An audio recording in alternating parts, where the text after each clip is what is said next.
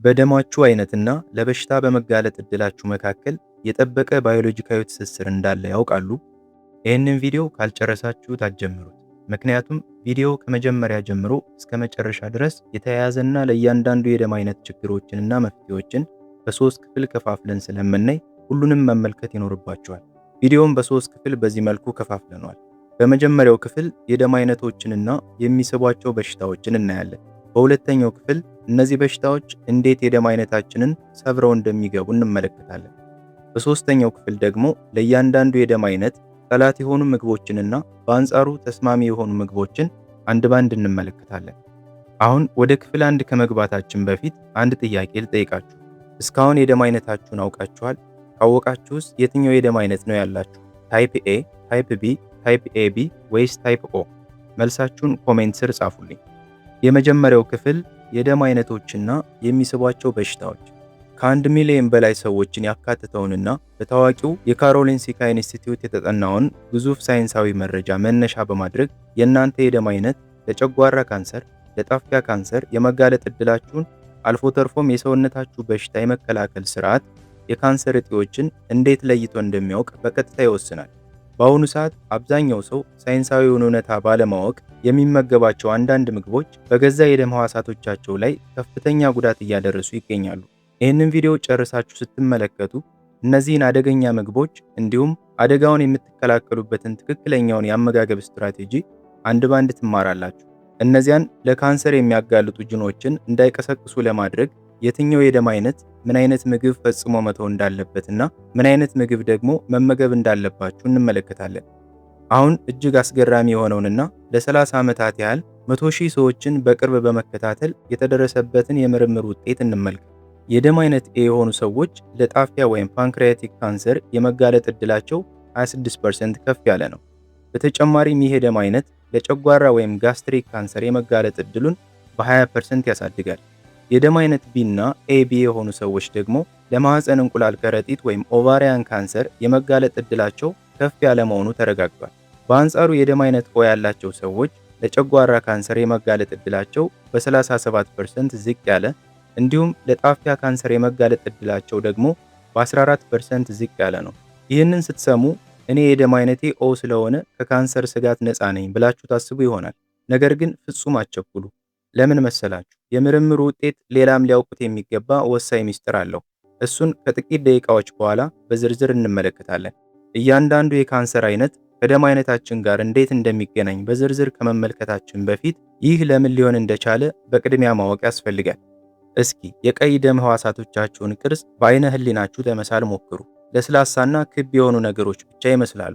ነገር ግን በማይክሮስኮፕ ስንመለከታቸው በውጫዊ አካላቸው ላይ አንቲጅን በሚባሉ ጥቃቅን ነጥቦች ተሸፍነዋል።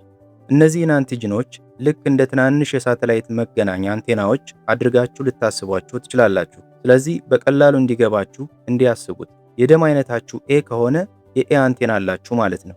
የደም አይነታችሁ ቢ ከሆነ ደግሞ የቢ አንቴና አላችሁ። የደም አይነት ኦ የሆናችሁ ግን ምንም አይነት አንቴና የሌላችሁ ራሳችሁን ሰውራችሁ የምትንቀሳቀሱ ናችሁ ማለት ነው። እነዚህ አንቴናዎች በሰውነታችን ውስጥ ሌሊትና ቀን ፍተሻ ያደርጋሉ። እነሱ የበሽታ መከላከል ስርዓታችን ዋና የደህንነት ጠባቂዎች ናቸው። የትኛው የሰውነታችን ክፍል እንደሆነና የትኛው ደግሞ ከውጭ የመጣ ጠላት እንደሆነ የሚለዩት እነዚህ አንቴናዎች ናቸው። ነገሩ ይበልጥ የሚገርመው እዚህ ጋር ነው። የካንሰር ሴሎችም የራሳቸው አንቴና አላቸው። በጤናማ አካል ውስጥ የበሽታ መከላከል ስርዓታችን የካንሰር ሴል ሲመለከት አንቴናውን ፈትሾ የሰውነታችን ክፍል እንዳልሆነ በማወቅ ወዲያውኑ ያጠፋዋል። ነገር ግን አንዳንድ የደም አይነቶች ለካንሰር ሴሎች እንደ መደበቂያ ያገለግላሉ። ምክንያቱም የካንሰር ሴሎች የእናንተን የደም አይነት አንቴና ሙሉ በሙሉ ይኮርጃሉ። ይህ ማለት ግን ልክ የደህንነት መታወቂያ ሰርቀው እንደ መግባት ማለት ነው። በዚህም ምክንያት የበሽታ መከላከል ስርዓታችሁ የካንሰር ሴሎቹን የሰውነት ወዳጅ አድርጎ ስለሚያስባቸው ምንም ሳይነካቸው ዝም ብሎ ያልፋቸዋል። ለካንሰር የመጋለጥ አደጋው ዋናው መነሻ ይኸው ነው። ይህ በሕዋሳት ደረጃ የሚፈጠር የማንነት መደነጋገር ችግር ነው። ክፍል 2 እነዚህ በሽታዎች እንዴት የደም አይነታችንን ሰብረው ይገባሉ? በመጀመሪያ እጅግ ጠንካራ ወደ ሆነውና የደም አይነት ኤ የሆናችሁትን ሰዎች ወደሚያስደነግጠው ትስስር እንግባ። በደም አይነት ኤ እና በጨጓራ ካንሰር መካከል የተረጋገጠ ግንኙነት አለ። ይህ አደጋ የሚነሳው ኤች ፓይሎሪ ከሚባል አንድ የባክቴሪያ አይነት ነው። ይህ ባክቴሪያ በጨጓራችን የውስጠኛ ክፍል ልጣጭ ላይ ተጣብቆ የሚኖር ነው። የጨጓራችሁን የውስጥ ግድግዳ ልክ እንደ ለስላሳ ጨርቅ፣ ኤች ፓይሎሪ ባክቴሪያን ደግሞ ልክ እንደ ቁልቋል ፍሬ አድርጋችሁ አስቡት። የደም አይነታችሁ ኦ ከሆነ ያ የጨጓራ ግድግዳ የሚያንሸራትት ስለሆነ ለባክቴሪያው ለመጣበቅ አይመቸውም። የደም አይነታችሁ ኤ ከሆነ ግን የእናንተ ልዩ አንቲጅኖች ልክ እንደ ማጣበቂያ ያገለግላሉ። ይህንን ባክቴሪያ በከፍተኛ ሁኔታ የመሳብና የማጣበቅ ተፈጥሯዊ ባህሪ ያላቸው ማለት ነው። ይህ ኤች ፓይሎሪ የተባለው ባክቴሪያ በደም አይነት ኤ ጨጓራ ላይ በሚጣበቅበት ጊዜ ለበርካታ ዓመታት የማይጠፋ የውስጥ መቆጣትና ኢንፍላሜሽን ይፈጥራል። ይህ የማያቋርጥ መለብለብ የሕዋሳትን ዲኤንኤ ወይም ዘረመል በመጉዳት በመጨረሻ ለካንሰር ይዳርጋል። ነገር ግን ዋናው አስገራሚ ነገር ገና ነው። የደም አይነት ኤ ያላቸው ሰዎች በተፈጥሯቸው የጨጓራ አሲዳቸው በጣም አነስተኛ ነው። ይህንን በተግባር ሁልጊዜ እንመለከተዋለን። ስጋ ስትመገቡ ምግቡ ሳይፈጭ ልክ እንደ ጡብ ዝም ብሎ ይቀመጣል። ይህም ሆዳችሁን ሲያቃጥላችሁ አሲድ የበዛባችሁ ይመስላችኋል እንጂ ትክክለኛው ምክንያት ግን አሲዳችሁ በጣም ማነሱ ነው። ስለዚህ ባክቴሪያን ቶሎ የሚያጣብቅ የጨጓራ ግድግዳና ደካማ የአሲድ መጠን በአንድ ላይ ሲገናኙ ለጨጓራ ካንሰር መፈጠር ምቹ ሁኔታን ይፈጥራሉ። ነገር ግን ፍጹም አትደንግጡ። ይህንን የአሲድ ማነስ ችግር እንዴት በቀላሉ ማስተካከል እንደምትችሉ በቪዲዮ 3ኛው ክፍል ላይ በዝርዝር እነግራችኋለሁ። አሁን ደግሞ ትኩረታችንን ወደ ደም አይነት ቢ እና ኤቢ እናዙር። የደም አይነት ኤ ከጨጓራ ችግር ጋር እንደሚገናኝ ሁሉ የደም አይነት ቢ እና ኤቢ ደግሞ ለጣፊያ ችግሮች በከፍተኛ መጠን የተጋለጡ ናቸው። ይህ ሳይንሳዊ መላምት ከሰውነታችን ኤቢኦጅን እና ከውስጥ መቆጣት ወይም ኢንፍላሜሽን ጋር የተያያዘ ነው። ጣፊያችሁን ልክ እንደ አንድ የኢንሱሊን ማምረቻ ፋብሪካ አድርጋችሁ አስቡት። በደም አይነት ቢ እና ኤቢ ውስጥ ይህ ፋብሪካ በተፈጥሮ ቶሎ የማቃጠል ዝንባሌ አለው። ያልተስማሙ ምግቦችን በምትመገቡበት ጊዜ በሰውነታችሁ ውስጥ ከፍተኛ የኢንሱሊን መዛባት ይፈጥራል። ኢንሱሊን ደግሞ ነገሮችን እንዲያድጉ የሚያደርግ ሆርሞን ነው። የሆድ ላይ ስብን እንዲያድግ እንደሚያደርገው ሁሉ የካንሰር እጢዎችም በፍጥነት እንዲያድጉ ያደርጋል። የደም አይነታችሁ ቢ የሆናችሁ ሰዎች በካርቦሃይድሬት ወይም ስኳርና ስታርች የበለጸጉ ምግቦችን የምታዘወትሩ ከሆነ በነደደ እሳት ላይ ቤንዚን እንደማፍሰስ ይቆጠራል። ለአብነት ያህል የደም አይነቱ ቢ የሆነ አንድ ታካሚ ነበረኝ።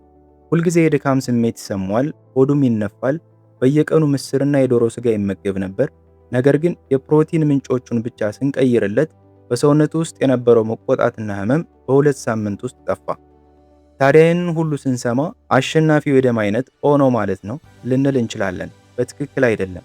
የደም አይነት ኦ የሆኑ ሰዎች በሽታ የመከላከል ስርዓታቸው በጣም ከፍተኛና ንቁ ስለሆነ ለጣፊያና ለጨጓራ ካንሰር የመጋለጥ ዕድላቸው ዝቅተኛ ነው። የእነሱ የመከላከል አቅም ልክ እንደ ተናካሽ ውሻ ነው። ወራሪዎችን በፍጥነት ያጠፋል። ነገር ግን ያ ተናካሽ ውሻ የሚነክሰው አጥንት ካላገኘ ወደ ራሳችሁ ዞሮ እናንተን ማጥቃት ይጀምራል። በዚህ የተነሳ የደም አይነት ኦ ያላቸው ሰዎች ለጨጓራ ቁስለት ይጋለጣሉ። በተጨማሪም የሰውነት መከላከያ አቅማቸው ተሳስቶ የገዛ አካላቸውን ማጥቃት ስለሚጀምር እንደ ሃሽሞቶ ለሚባሉ ታይሮይድ ነክ በሽታዎች የመጋለጥ ዕድላቸው ከፍተኛ ይሆናል። በተጨማሪም የደም አይነት ኦ የጭንቀት ሆርሞኖችን ከሰውነት አስወግዶ ለማጽዳት ይቸገራል። የደም አይነት ኦ ያለበት ሰው ሲጨነቅ ኮርቲሶል የተባለው የጭንቀት ሆርሞን በከፍተኛ ሁኔታ ይጨምራል። ሳይቀንስም እዚያው ላይ ይቆያል። ይህ ሆርሞን ለረጅም ጊዜ በሰውነት ውስጥ መቆየቱ ደግሞ በሽታ የመከላከል አቅምን ያዳክማል። ስለዚህ የደም አይነታችሁ ኦ ሆኖ ሁልጊዜ የምትጨነቁ ከሆነ የገዛ የደህንነት ጠባቂዎቻችሁን መሳሪያ እያዳከማችሁ መሆኑን እወቁ። የመጨረሻው ክፍል ለእያንዳንዱ የደም አይነት ጠላት የሆኑ ምግቦችንና በአንጻሩ ደግሞ ተስማሚ የሆኑ ምግቦች እነማን ናቸው? አሁን በቀጥታ ለእያንዳንዱ የደም አይነት ጠላት የሆኑ ምግቦችን እንመልከት። የደም አይነት ኤ የሆናችሁ ሰዎች ምንም እንኳ በአትክልትና በጥራጥሬ ምግቦች ብትለሙም የቀይ ቦሎቄና የነጭ ቦሎቄ ፍሬዎች ግን ደማችሁን ያጣብቃሉ። የሰውነታችሁን የምግብ መፈጨትና የማቃጠል አቅምም ፍጹም ያደክማሉ።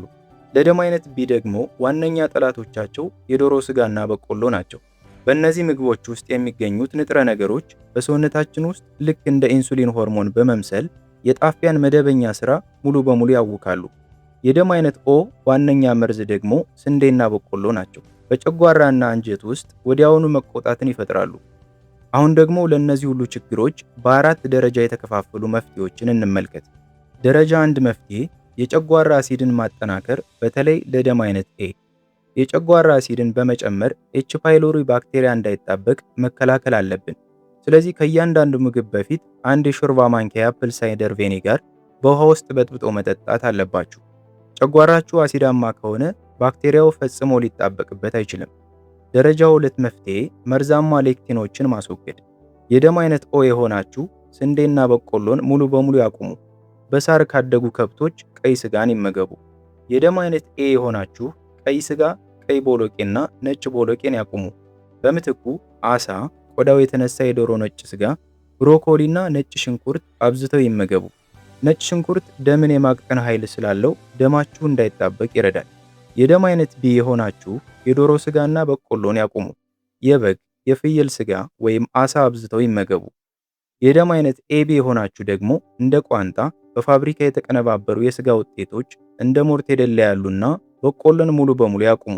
በምትኩ በሀገራችን በብዛት በሚገኘው የአሳ ምግብና እንደ አተር፣ ባቄላ እንዲሁም ማኩሪ አተር ባሉ ቀላል የእጽዋት ፕሮቲኖች ላይ ያተኩሩ። ደረጃ 3 መፍትሄ ሜታቦሊዝምን በመቀየር የካንሰር ሴሎችን ማስራብ። ካንሰር ስኳር ይወዳል። እሱን ለማስራብ ጾም መጾም አለብን። በቀን ውስጥ ከ16 እስከ 18 ሰዓታት መጾም ፍጹም ተመራጭ ነው። ይህ ኦቶፋጂ ወይም ሰውነት የሚያቆሽሹ ሕዋሳትን ራሱን በራሱ እንዲበላ የሚያደርገውን ሂደት ይቀሰቅሳል። ሰውነታችሁ የተጎዱ ፕሮቲኖችንና የካንሰር መነሻ ሴሎችን ፈልጎ ያጠፋቸዋል፣ መልሶም ጥቅም ላይ ያውላቸዋል። ቀኑን ሙሉ ምግብ የምታኝኩ ከሆነ ግን ይህ የማጽዳት ሂደት ፈጽሞ አይሰራም። ደረጃ 4 የካንሰር መደበቂያውን የሚገፉ የተፈጥሮ ቅመሞችን መጠቀም። በምግባችን ውስጥ የሚገኙ እንደ እርድና ጥቁር አዝሙድ ያሉ የተፈጥሮ ቅመሞች በሳይንስ እጅግ አስደናቂ የሆነ የጤና ጥቅም አላቸው። ጥናቶች እንደሚያሳዩት በእነዚህ ተፈጥሯዊ ምግቦች ውስጥ የሚገኙት ንቁ ንጥረ ነገሮች የካንሰር ሴሎች በደማችን ውስጥ ራሳቸውን ደብቀው እንዳይጓዙ የመከላከል ከፍተኛ አቅም አላቸው።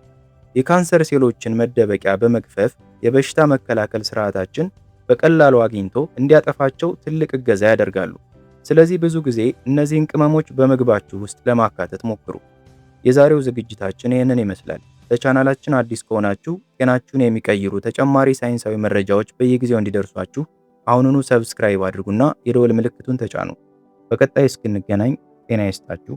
ቻው።